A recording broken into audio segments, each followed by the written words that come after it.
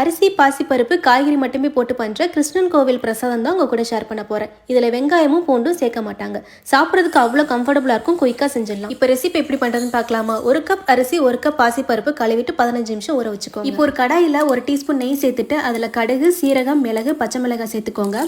பிரியாணி இலை 2 கிராம்பு சேர்த்துக்கோங்க. இதில் ஃப்ளேவருக்காக டீ பெருங்காயம் 1 டீஸ்பூன் சேர்த்து நல்லா மிக்ஸ் பண்ணி விட்டுக்கோங்க. மிக்சியில் 2 தக்காளியை போட்டு அரைச்சிட்டு அதையும் இதில் சேர்த்து நல்லா வதக்கி விட்டுக்கோங்க.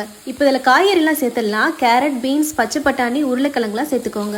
இதில் கீரையும் சேர்த்துக்கலாம். உங்ககிட்ட இருந்ததுன்னா அதையும் பொடியாக நறுக்கி சேர்த்துக்கோங்க. இதில் தேவையான உப்பு, மஞ்சத்தூள், மிளகாய்த்தூள், மல்லித்தூள், சீரகம் தூள் சேர்த்து மிக்ஸ் பண்ணி விட்டுக்கோங்க. இதில் 1 கப் அரிசிக்கு 4 கப் தண்ணி ஊற்றணும். இப்போ ஊற வச்சிருக்கிற அரிசியும் சேர்த்துட்டு மூடி போட்டு ஒரு 20 நிமிஷம் குக் பண்ணுங்க.